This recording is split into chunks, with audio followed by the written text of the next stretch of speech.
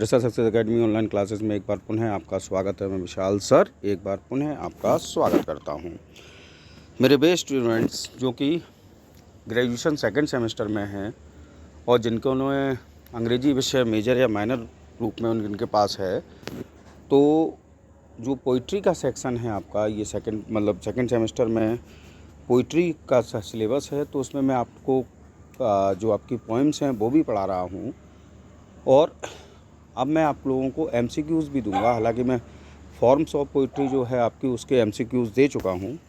तो आज मैं आपको पहली जो आपकी सिलेबस की सोनेट है जिसको शेक्सपियर साहब ने लिखा है, let me not to the marriage of true minds, ये सोनेट का नाम है और सोनेट का नंबर है 116। आज हम लोग इस सोनेट के जो महत्वपूर्ण क्वेश्चन हैं आज हम उससे रिलेटेड इस वीडियो को मैं लेकर आया हूं और मुझे पूर्ण आशा है आपको ये वीडियो बहुत पसंद आएगा। और मैं आपको यहाँ एक और बात बताना चाहता हूँ, मैं ऑनलाइन क्लास भी लेता हूँ। अगर आप में से कोई भी इंटरेस्टेड स्टूडेंट ऑनलाइन क्लास लेना चाहे तो डिस्क्रिप्शन में आपको मेरा मोबाइल नंबर मिल जाएगा, आप मेरे मोबाइल नंबर पर कॉन्टैक्ट कर सकते हैं। चलिए वीडियो स्टार्ट करता हूँ। पहला question, how many sonnets has Shakespeare written? Shakespeare साहब ने कुल मिलाकर कितनी सोनेट्स लिखी हैं? ऑप्शन आपके सामने हैं 147, 150, 159 या 154 and the right answer is option D 154। Now the next question is, best Shakespearean sonnet begins let me not to the marriage of true minds. Shakespeare साहब की आपको सोनेट का नंबर बताना है जिसका आरंभ की लाइन जो है, पहली लाइन जो है वो है let me not to the marriage of true minds. Sonnet number 18, sonnet number 116, sonnet number 2 या sonnet number 23 and the right answer is option B sonnet number 116। Now the next question is question number 3। Question number 3 आपका, what is the rhyme scheme of this sonnet and of Shakespearean sonnet in general? यानी कि इस sonnet की rhyme scheme और साथ ही साथ Shakespeare साहब ने जितनी भी सोनेट लिखी है सामान्यतः उनकी जो राइमिंग स्कीम है वो क्या है? A B, C D, E F या जी और बी ऑप्शन है A B, A C D D. C option है A B C C D E या none and the right answer is option A B C D E F G. Now the next question is question number 4, let me not to the marriage of true minds admit dash what? क्या admit के आगे कौन सा शब्द है? तो इसको मैंने पोइम पढ़ाई है, आपने पोइम पढ़ी होगी। तो इम्पेडिमेंट्स, डाउट्स, ऑब्स्टेकल या infidelity and the right answer is option A impediments.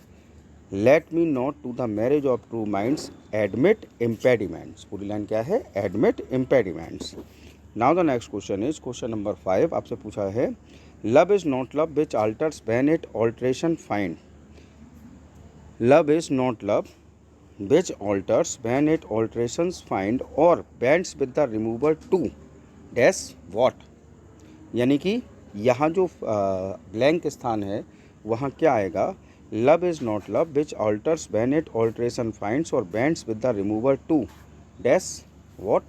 तो yield आएगा, remove शब्द है या give in है या fast fade है and the right answer is और bends with the remover to remove, यानी कि ऑप्शन बी आपका राइट आंसर है। Now the next question is question number 6। O no it is an ever fixed mark that looks on dash what and is never shaken. यानी कि इसमें एक line है poem में, जब आपने ये पोइम पढ़ी है कि O no it is an ever fixed mark that looks on dash what, यानी कि डैश में क्या आएगा और अगली लाइन है उसमें एंड इज नेवर शेकन। तो O no it is an ever fixed mark that looks on tempest. तो इसका आप देखिए ऑप्शन नंबर डी में लिखा हुआ है टेम्पेस्ट, तो ऑप्शन डी इसका राइट आंसर है। नेक्स्ट क्वेश्चन है आपका, it is a star to every wandering dash what? It is a star to every wandering dash what? Crew, sailor, magi या बार्क? तो it is a star to every wandering bark, option D आपका right answer होगा। Now the question number 8 is, loves not whose fool. Loves not whose fool यानी कि प्रेम जो है वो किसका गुलाम नहीं है? डेथ का, किंग का, मनुष्य का या टाइम्स का, समय का, तो and the right answer is time. Loves not times fool, पूरी लाइन है इसमें, loves not times fool. Now the next question is question number 9। Love alters not with his brief hours and weeks. Love alters not with his brief hours and weeks, but bears it out even to the age of dash what. इस poem की एक और line में एक fill है, जो आपको शब्द बताना है क्या आएगा। Love alters not with his brief hours and weeks but bears it out even to the edge of dash what, dawn, doom, life या death, and the right answer is option B, doom, edge of Doom.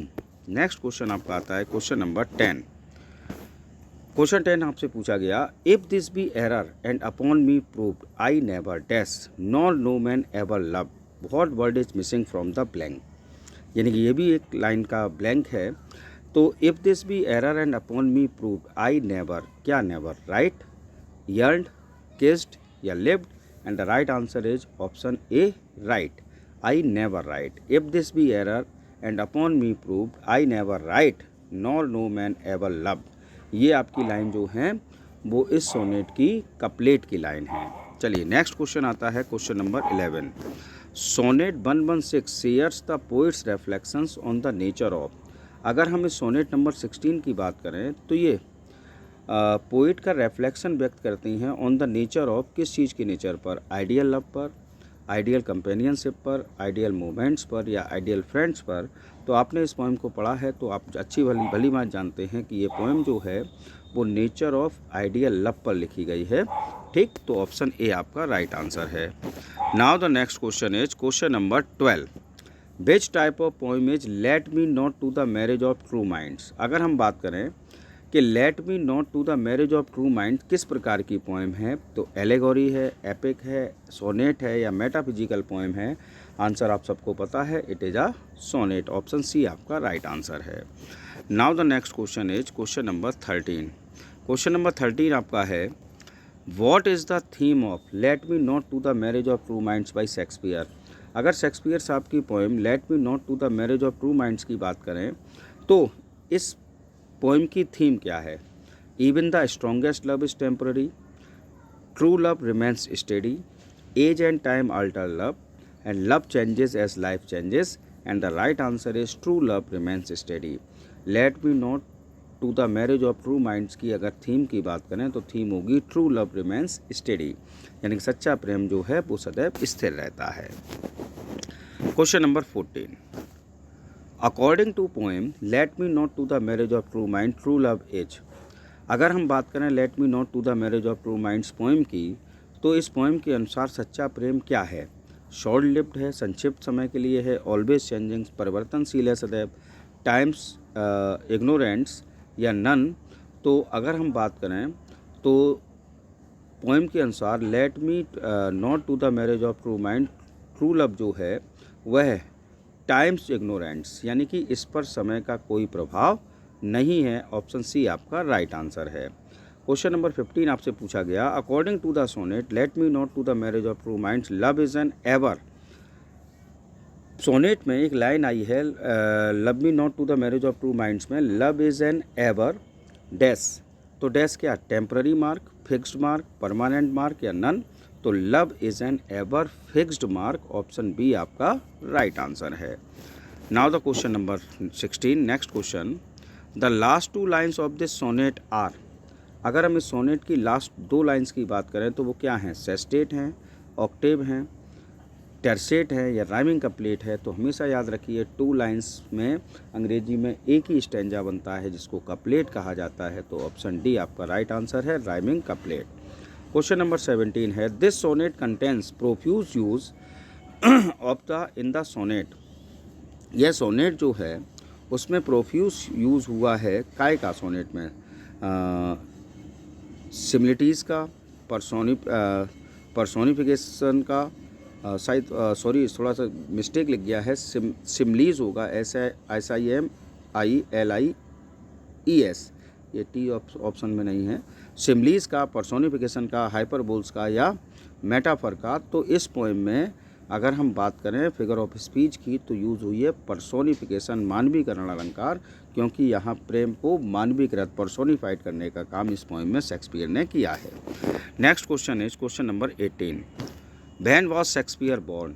Shakespeare साहब का जन्म कब हुआ था?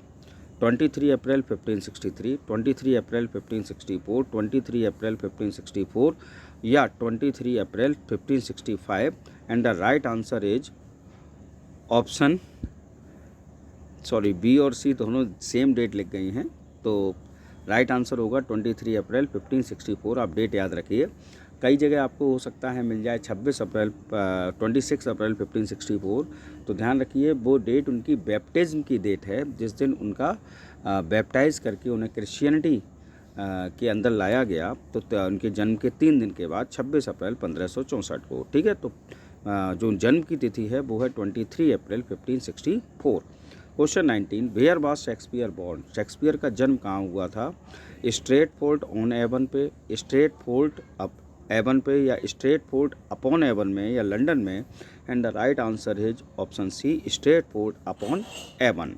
Avon एक नदी का नाम है स्ट्रेटफोर्ड नामक स्थान पर जो कि बहती है, तो इसलिए स्ट्रेटफोर्ड अपॉन एवन वो स्थान कहा जाता है जहाँ शेक्सपियर साहब का जन्म हुआ। Question number 20।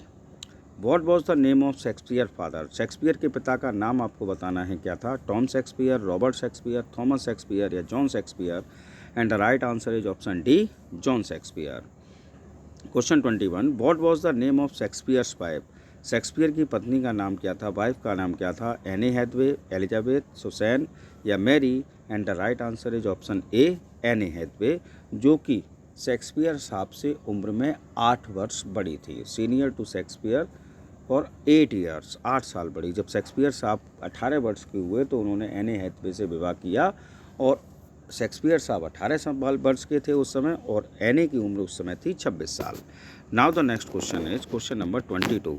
When was Shakespeare died? Shakespeare की जी की मृत्यु कब हुई? तो 23 April 1614, 23 April 1615, 23 April 1616, 23 April 1617। And the right answer is option C, 23 April 1616।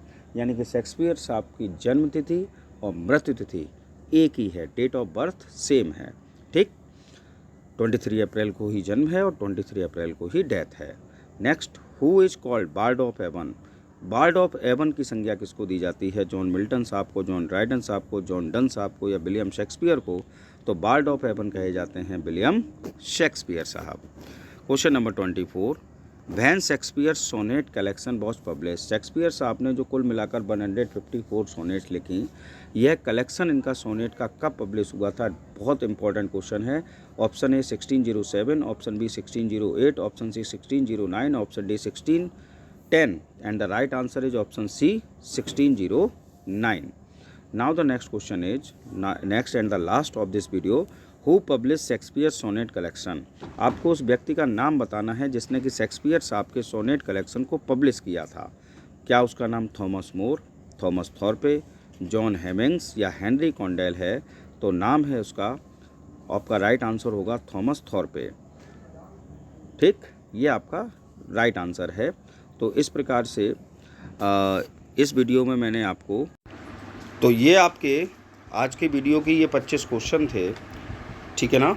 I hope आपको ये वीडियो बहुत पसंद आया होगा। ये क्वेश्चन आपकी एग्ज़ाम से कनेक्टेड बहुत उपयोगी हैं, इसलिए आप इनको लिख लें, याद कर लीजिए। और यदि आपको मेरे वीडियो और इन क्वेश्चंस का कलेक्शन अच्छा लगा हो तो प्लीज़ लाइक करें, कमेंट करें और अधिक से अधिक मात्रा में शेयर करें, जिससे कि अन्य स्टूडेंट्स को भी इसका लाभ मिल सके। Thanks for watching. जय हिंद, जय भारत।